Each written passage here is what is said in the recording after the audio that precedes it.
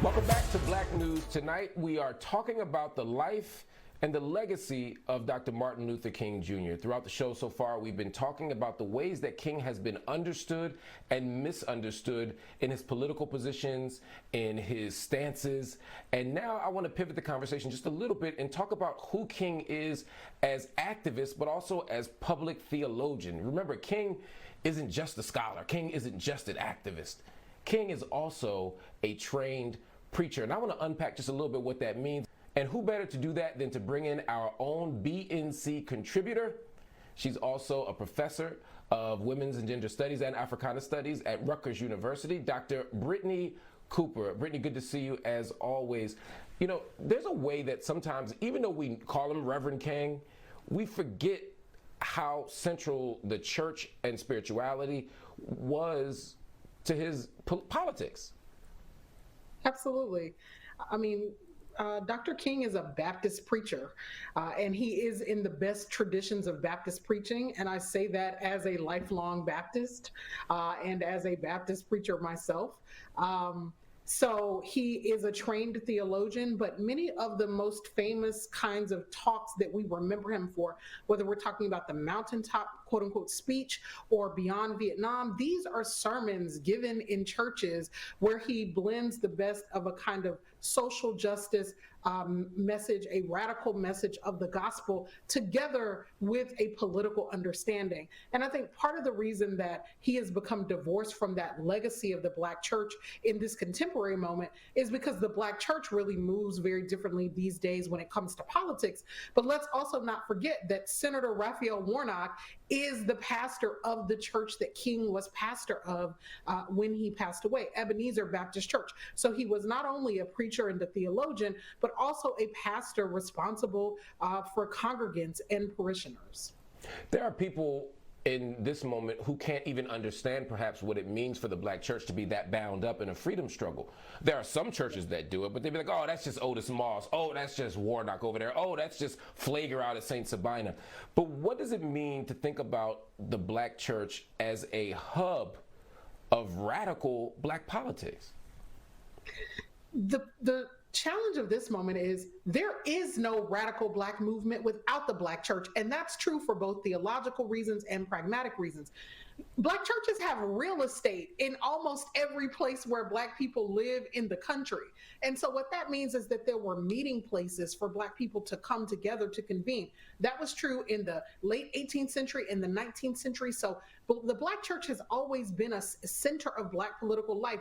The thing that makes this moment we live in more singular is that we're in the first historic moment where Black religious institutions haven't been at the heart of organizing Black political struggle. But when you think about it pragmatically, it's the one place every week where Black people could go to convene, typically without harassment from white folks, to think about the concerns that matter to them, both personally and politically. And so certainly, this is how I understand the legacy of the Black church. Let's also remember that one of the things that helps to galvanize the civil rights movement is the bombing of 5 little Black girls at the 16th Street Baptist Church there in Birmingham in the fall of 1963. One of those Black girls lives, but the other 4 Black girls are killed.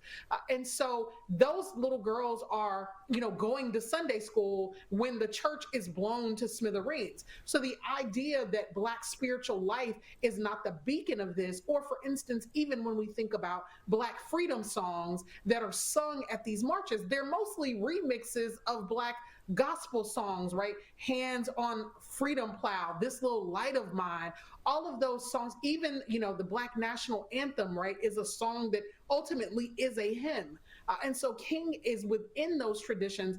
And I would also say King is marshaling the moral force and moral suasion of the gospel and the life of Jesus as a way to call the nation to account for its treatment of Black people. And one of the reasons he's able to do that, particularly in the South, is because the South is incredibly religious, even among white people. And so one of the things he's doing in the prophetic tradition of the Black church is saying to the South, how can you say that you believe in Jesus? How can you say that you believe in Paul and you believe in the spread of the gospel and you believe in peace, and at the same time support the kinds of policies and practice the kinds of segregation in your church that are antithetical to everything that the gospel stands for. That's an important point. I think about Aubrey Hendricks' wonderful book that came out a while back, over a decade ago, The Politics of Jesus. And he made it clear that the Gospels themselves have something to say about captive people, have something to say about poverty, have something to say about how we treat each other, not merely in some abstract sort of theoretical level, but in terms of our on-the-ground, day-to-day interactions with each other. King seemed to marshal that, as you just said, in ways that were clear to his audience. Are there examples today of people who are using the pulpit and using the moral authority of the church as a means of making prophetic witness, of calling out the powerful in defense of the powerless? Absolutely. So one of the biggest problems I have with the way that the movement for Black Lives, or Black Lives Matter, was framed is as a movement that was in stark opposition to the church. When I came to Ferguson in the fall of 2014, Labor Day weekend, right after Michael Brown had been killed, we organized at St. John's United Church of Christ, which was at that time pastored by Starsky Wilson, who preached, would argue what will become one of the iconic sermons of the movement for Black Lives. And it was based on Aubrey Hendricks' book, and the sermon was entitled The Politics of Jesus. And it was a critique of the state, a critique of the kind of police violence that had led to the murder of Michael Brown, and also a gender inclusive sermon that embraced in a notion of King's beloved community, queer and trans folks who were there in the church that weekend doing much of the organizing. You have Reverend Tracy Blackman, who is chosen by the community folks of Ferguson to really be their own beacon and a kind of spiritual head and counsel for the work that they're doing. And she has continued that work. And they chose her because she was the person who would bury anybody for free. Because for many churches, you have to pay to have a funeral. But when they called her, when protesters called her, she came. My pastor, Reverend Leslie Callahan, who pastors the St. Paul's Baptist Church in Philadelphia, sponsored Black Lives Matter Sunday. Let Black Lives Matter Philadelphia meet in the lower church of our church there in Philadelphia. And so you have Black pastors who are trying to reimagine the relevance of the church in this moment. And they're absolutely doing that in the tradition of King. And they're also doing that in the tradition of Black liberation theology, which is making its way to the fore at the exact same moment that King is at the forefront of a kind of radical, sort of political theology about the value of Black life and what the United States as an evil empire owes to these folks, who have sacrificed their blood, sweat, and tears for the rise of kind of the American project. And so absolutely, I think that we've got to tell a different story about the church today.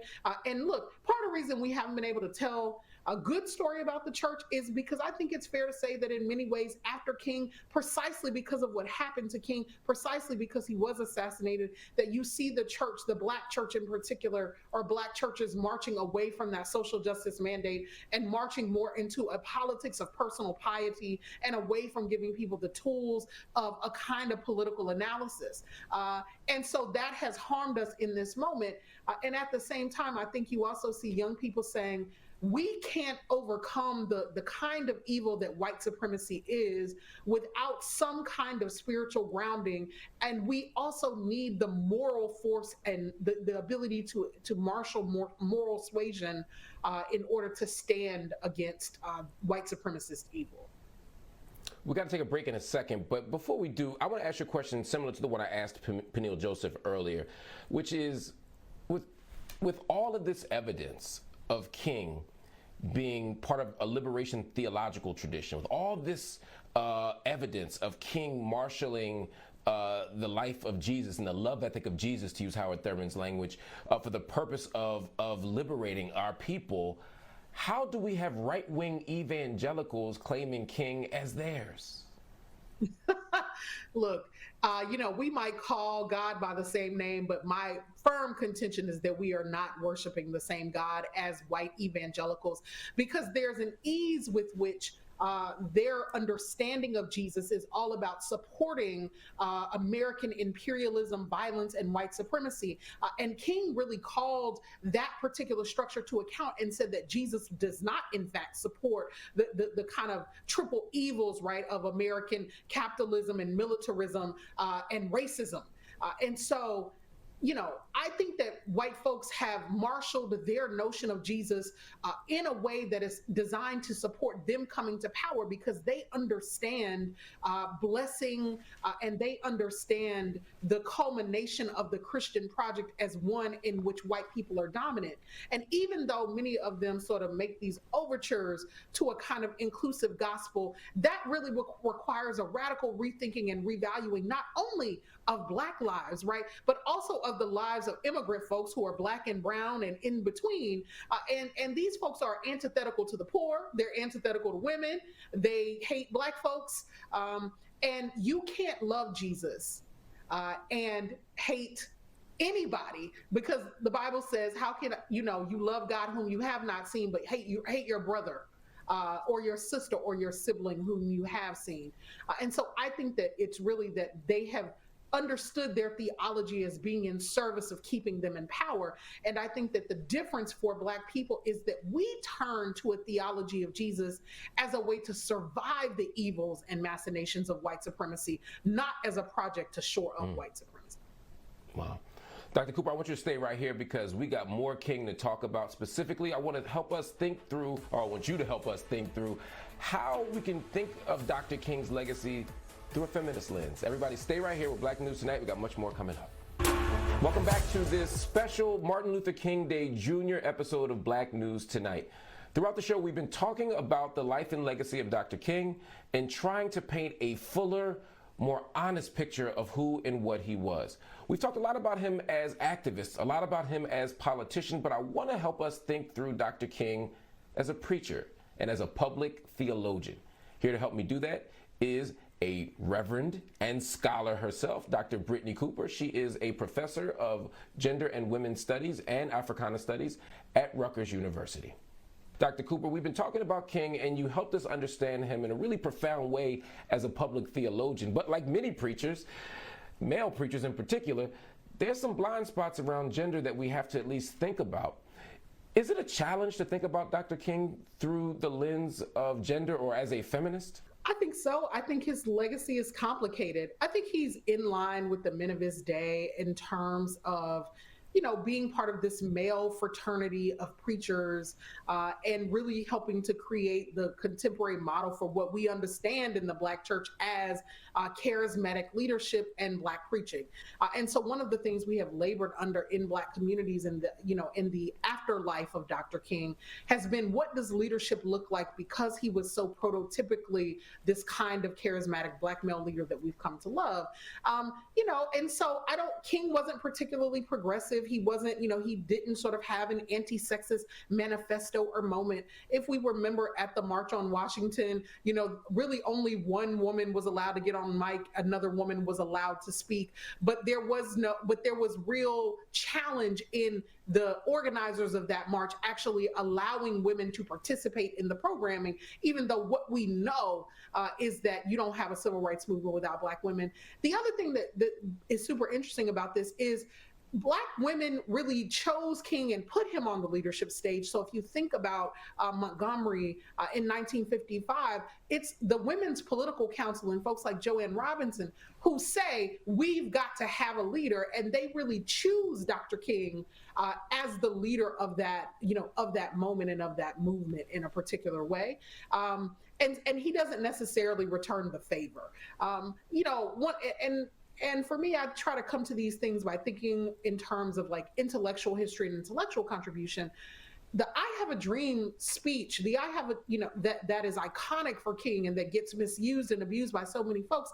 Well, that's indebted to the thinking of Reverend Prathia Hall Wynne, who was a preacher and pastor in Philadelphia, and whom he heard, or at the, later in her life, but he heard Prathia Hall as part of the Albany movement down in Albany, Georgia, preach a sermon where she had a refrain about having that she had a dream in 1962 and he loved it. And so he took it up in the speech, but he doesn't give her credit for that thinking. So Black women's contributions have helped to frame so much of how we think about freedom possibilities, and yet we're always kind of these invisible footnotes in the lives of these charismatic Black male leaders that we love. I think that's an important point you make. The thing that King may be credited for most is the March on Washington, the I Have a Dream speech, but the architects of it are often ignored, whether it's queer folk like Baird Rustin, as well as communists, the radical leftists of all sorts, but also women. To what extent is King a product of his time? And to what extent is he kind of driving this? And to what extent is he challenging this? I mean, are there spaces where we see King being more progressive on these issues?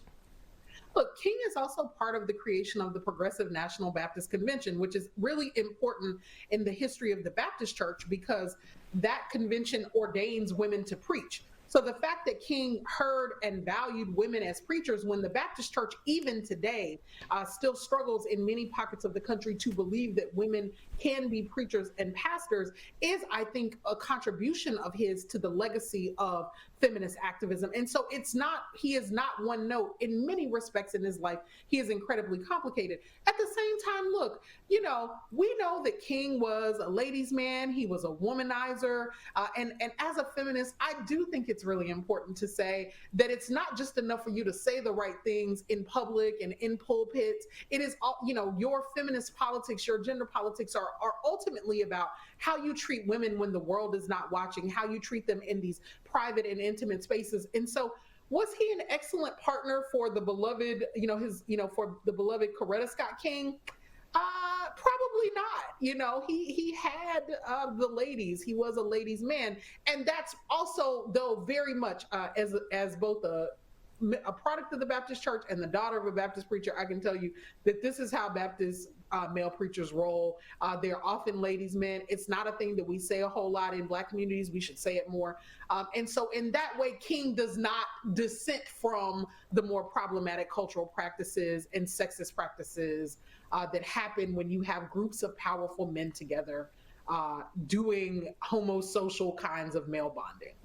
Look, if we're going to tell the truth about King, we got to tell the whole truth, and that is a part of it. It doesn't destroy his legacy. It doesn't erase what he did, but it complicates it and it adds to it, and it helps us get a full picture of who and what he was. And that is exactly why we have episodes like this, and it's exactly why we have scholars like you come on to help us unpack these things. Dr. Brittney Cooper, thank you so much for joining me on Black News tonight. As always, it's a pleasure to learn from your insights.